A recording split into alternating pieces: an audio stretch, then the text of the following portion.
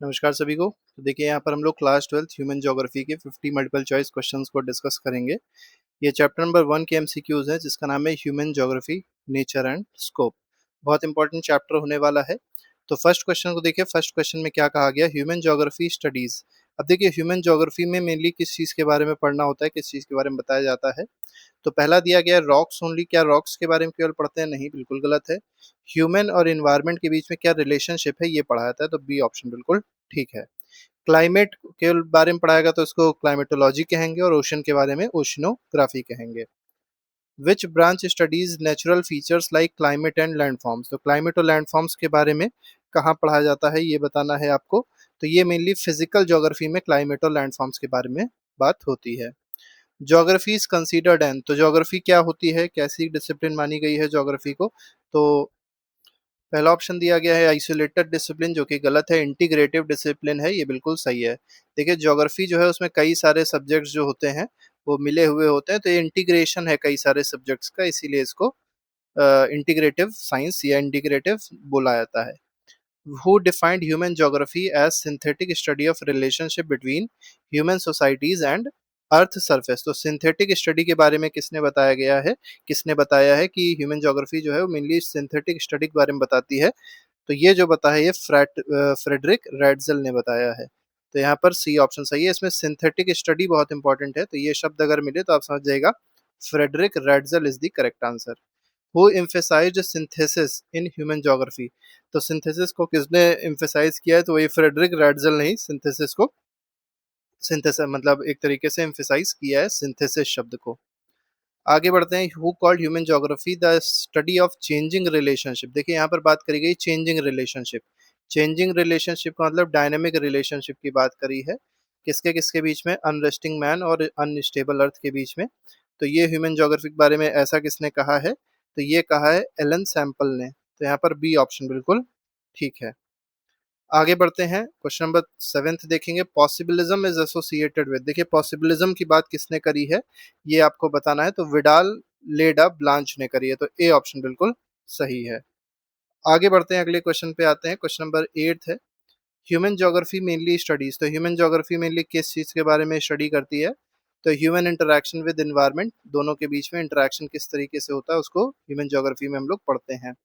Which of the following belongs to physical environment. इसमें physical environment कौन सा है, तो सॉयल जो है ये फिजिकल इन्वायरमेंट है। बाकी रेलवे, पोर्ट्स, बिल्डिंग्स ये सब फिजिकल इन्वायरमेंट में नहीं आएगा। Which is human made feature. तो ह्यूमन मेड फीचर इनमें कौन सा है जो ह्यूमन बींग्स ने बनाया, तो हाईवे ह्यूमन बींग्स ने बनाए हैं। तो सी ऑप्शन बिल्कुल ठीक है। The most important factor in human environment. तो ह्यूमन इन्वायरमेंट में सबसे इंपॉर्टेंट फैक्टर जो होता है वो क्या होती है, वो टेक्नोलॉजी होती है। क्योंकि टेक्नोलॉजी एक ऐसी चीज है जो ह्यूमन और इन्वायरमेंट के बीच में जो रिलेशनशिप है उसको चेंज कर सकती है। आगे बढ़ते हैं। टेक्नोलॉजी क्या रिफ्लेक्ट करती है, तो कल्चरल डेवलपमेंट को टेक्नोलॉजी रिफ्लेक्ट करती है। तो यहाँ पर अगर देखा जाए तो ए ऑप्शन बिल्कुल सही है। Discovery of fire became possible due to understanding of. तो देखिए फायर की डिस्कवरी जो हो पाई वो क्यों पॉसिबल हो पाई, किस चीज़ की अंडरस्टैंडिंग थी जिसकी वजह से पॉसिबल हो पाई, तो फ्रिक्शन और हीट की अंडरस्टैंडिंग थी। तो बी ऑप्शन बिल्कुल ठीक है। Environmental determinism means. देखिए इन्वायरमेंटल डिटर्मिनिज्म का क्या मतलब होता है, इसका मतलब होता है ह्यूमन कंट्रोल्स नेचर नहीं, नेचर कंट्रोल्स ह्यूमन। तो नेचर जो है वो ह्यूमन बींग्स को कंट्रोल करता है। ये इसका मतलब ये इन्वायरमेंटल डिटर्मिनिज्म का मतलब है। ठीक है। 15th क्वेश्चन कह रहा है प्रिमिटिव सोसाइटी मेनली। अब देखिए जो पुरानी सोसाइटी थी, जो प्रिमिटिव सोसाइटी थी, वो नेचर को इग्नोर करती थी, बिल्कुल भी नहीं। ये नेचर को क्या करती थी, वर्शिप करती थी। तो बी ऑप्शन बिल्कुल ठीक है। Possibilism states that. देखिए पॉसिबिलिज्म जो है ये क्या स्टेट करता है ये आपको बताना है। तो नेचर डोमिनेट्स ह्यूमन कंप्लीटली नहीं, human create possibilities using technology. ये बिल्कुल सही है कि ह्यूमन बींग्स जो है वो पॉसिबिलिटीज क्रिएट करते हैं टेक्नोलॉजी को यूज करके। ये कौन बताता है, पॉसिबिलिज्म ये चीज बताती है।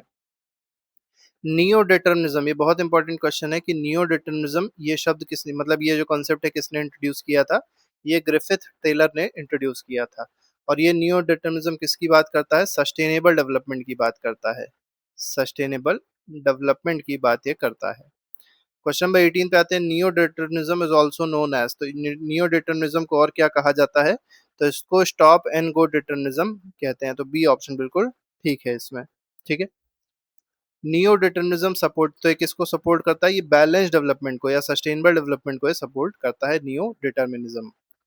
विच environment issue result from uncontrolled development, तो अनकंट्रोल्ड डेवलपमेंट से कौन सी प्रॉब्लम हो सकती है ये आपको बताना है। तो ये रेनफॉल नहीं होगी, ग्लोबल वार्मिंग जरूर हो जाएगा, तो बी ऑप्शन ठीक है। Green house effect is related to, तो ग्रीन हाउस इफेक्ट जो है किससे रिलेटेड है, तो इन्वायरमेंटल डिग्रेडेशन से रिलेटेड है, ए ऑप्शन बिल्कुल ठीक है। 22 कह रहा है primitive society considered nature as, तो प्रिमिटिव सोसाइटी जो है कंसीडर नेचर को क्या मानती थी, तो मदर नेचर मान के चलती थी, माँ मान के चलती थी नेचर को, जो हमारी पुरानी सोसाइटीज थी, इसीलिए नेचर की बहुत रिस्पेक्ट करी जाती थी। आगे बढ़ते हैं, कल्चरल लैंडस्केप रिफर्स टू, देखिए कल्चरल लैंडस्केप्स का मतलब क्या होता है ये यहाँ पर आपको बताना है। तो कल्चरल लैंडस्केप का मतलब नेचुरल फॉरेस्ट नहीं होता, ह्यूमन मेड फीचर्स होते हैं, तो बी ऑप्शन बिल्कुल ठीक है। 24th पे आते हैं, which of the following is not a cultural landscape, तो इसमें कौन सा एक कल्चरल लैंडस्केप नहीं है पूछा गया है। तो कल्चरल लैंडस्केप कौन सा नहीं है, तो फार्म्स है, पोर्ट भी है, माउंटेन्स कल्चरल लैंडस्केप नहीं है, तो सी ऑप्शन बिल्कुल ठीक है इसमें। 25th पे आते हैं, 25th क्वेश्चन कह रहा है क्योंकि माउंटेन्स आपको पता है नेचुरल है, नेचुरल फीचर है, तो कल्चरल लैंडस्केप में नहीं आएगा। ह्यूमनिस्टिक स्कूल फोकस्ड ऑन, अब देखिए ह्यूमनिस्टिक स्कूल जो है ये किस पे फोकस करता है, तो ये मेनली वेलफेयर पे फोकस करता है, human welfare is the correct answer. 26 radical school is based on, radical school जो है वो किस पे बेस्ड है, ये मार्क्सिस्ट थ्योरी पे बेस्ड है, मतलब वो कैपिटलिज्म के खिलाफ है, ठीक है, इक्वल डिवीजन ऑफ लेबर के खिलाफ है, इक्वल डिवीजन मतलब इक्वल वेजेस के को सपोर्ट करता है, और बहुत सारी चीज़ों को जो मार्क्सिस्ट आइडियोलॉजी में बहुत सारी चीज़ें सपोर्ट करी गई हैं उसी को ही रेडिकल स्कूल भी सपोर्ट करता है। क्वेश्चन नंबर 27 पे आते हैं, बिहेवियरल ज्योग्राफी स्टडीज, देखिए बिहेवियरल ज्योग्राफी में हम लोग क्या स्टडी करते हैं, क्या चीज़ बताई जाती है, तो इसमें मेनली ह्यूमन एक्सपीरियंस को और जो परसेप्शंस हैं उसको बताया जाता है, तो ए ऑप्शन बिल्कुल ठीक है। 28 कह रहा है which approach focused on regional uniqueness, अब रीजनल यूनिकनेस पे कौन फोकस करता है ये बताना है, किसने फोकस किया है रीजनल यूनिकनेस पे, तो क्वांटिटेटिव रिवोल्यूशन नहीं, एरियल डिफरेंशिएशन, बी ऑप्शन सही है इसमें, ठीक है। तो रीजनल फोकस, रीजनल यूनिकनेस पे कौन फोकस करेगा, एरियल डिफरेंशिएशन जो है ये रीजनल यूनिकनेस पे फोकस करता है। Quantitative revolution involve use of, देखिए क्वांटिटेटिव रिवोल्यूशन की बात करी जाएगी तो ये किस चीज के मतलब यूज को इन्वॉल्व करता है ये बताना है आपको, तो ये स्टैट्स और कंप्यूटर्स के यूज को इन्वॉल्व करता है, तो बी ऑप्शन बिल्कुल ठीक है इसमें। 30th क्वेश्चन कह रहा है पोस्ट मॉडर्निज्म एम्फेसाइज, देखिए पोस्ट मॉडर्निज्म जो है ये किस पे एम्फेसाइज करता है, तो ये लोकल कंटेक्स्ट पे एम्फेसाइज करता है, तो बी ऑप्शन बिल्कुल ठीक है। क्वेश्चन नंबर 31 पे आते हैं, electoral geography is part of, तो इलेक्टोरल ज्योग्राफी जो है ये किसका पार्ट है, तो ये पॉलिटिकल ज्योग्राफी का पार्ट है। Medical geography is related to, देखिए मेडिकल ज्योग्राफी है ये किससे रिलेटेड है, तो एपिडेमोलॉजी से रिलेटेड है, तो ये जो शब्द बना है ये एपिडेमिक से बना है, किससे बना है, एपिडेमिक से बना है, और एपिडेमिक ऐसी कोई डिजीज होती है जो पूरे वर्ल्ड वाइड फैल जाती है उसको एपिडेमिक कहते हैं, तो मेडिकल ज्योग्राफी एपिडेमोलॉजी से रिलेटेड है। आगे बढ़ते हैं, population geography is closely related to, देखिए पॉपुलेशन की जब भी बात होगी तो वो डेमोग्राफी से रिलेटेड होगा, तो 33 का ए ऑप्शन बिल्कुल ठीक है। अर्बन ज्योग्राफी मेनली स्टडीज, तो अर्बन ज्योग्राफी किस चीज के बारे में स्टडी करती है ये बताना है आपको, तो सिटीज और अर्बन प्लानिंग के बारे में यहाँ पर बात करी जाती है। 35th कह रहा है इकोनॉमिक ज्योग्राफी स्टडीज, तो इकोनॉमिक ज्योग्राफी में किस चीज के बारे में बताया गया है, तो ये इकोनॉमिक एक्टिविटीज के बारे में बताया गया, बहुत बेसिक है। तो सेटलमेंट ज्योग्राफी स्टडीज, तो सेटलमेंट ज्योग्राफी में किस चीज के बारे में बात होती है, तो विलेज और टाउन में किस तरीके का सेटलमेंट है इसके बारे में बात होती है। विद सब फील्ड स्टडीज टूरिज्म, तो टूरिज्म के बारे में कहाँ पर पढ़ाई होती है, कहाँ पर बात होती है, तो टूरिज्म ज्योग्राफी बोला गया है पहला ऑप्शन, और यही जो है यही इसका सही आंसर है।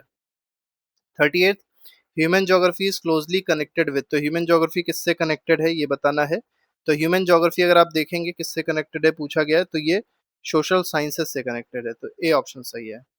डिस्क्रिप्टिव अप्रोच इज कॉल्ड, देखिए डिस्क्रिप्टिव अप्रोच होती है किसी भी चीज की उसको क्या कहा जाएगा, उसको ईडियोग्राफिक कहा जाता है, ठीक है, तो ईडियोग्राफिक का मतलब होता है डिस्क्रिप्टिव अप्रोच।